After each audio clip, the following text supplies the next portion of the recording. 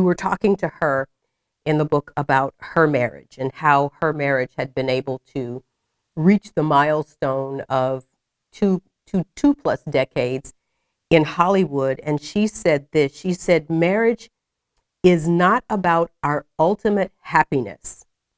She said, that is a lie from the devil. Marriage was made to refine us, to grow our character.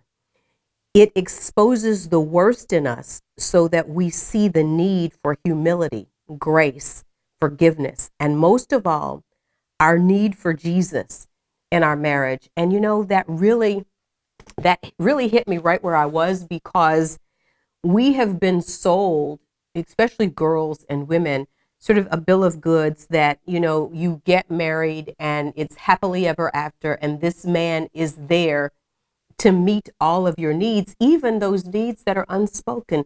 But she really understood that it's not all about how happy you are. Yes, exactly. We have this notion in culture that marriage is two half people out there floating around, and until they find their other half, they're not going to be happy. But once they do, it's just going to be a walk in the park and just bliss all the time. And that's so wrong on so many levels. I mean, first of all, single people are not half people, they're whole people. And your marriage was never meant to take the place of God, but often we do that. We go to our spouse for things only God can give us. Only God can know our every thought. Only God can meet our every need.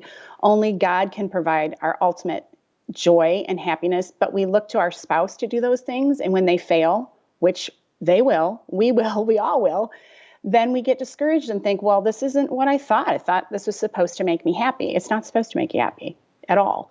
It's supposed to give you purpose and make you more like Jesus. Just like Candace said, they rub off our rough edges. They expose the worst in us.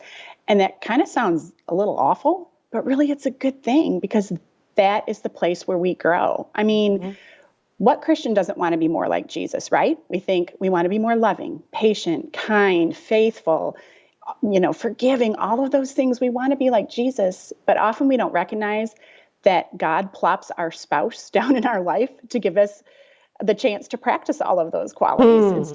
Instead, we just want to make them go away. We want to make them behave, instead of us looking at it as a gift that the Lord is going to sharpen me, rub off those rough edges, and make me more like Jesus in all the frustrations that come with being married. Because there's certainly frustrations. There are great times too, but when we bump up against those frustrations, we start to think wrong. We start to think, oh, I picked the wrong person, or this shouldn't be that hard. No, it is going to be hard. And on the other side of it, you're going to be a better Christian.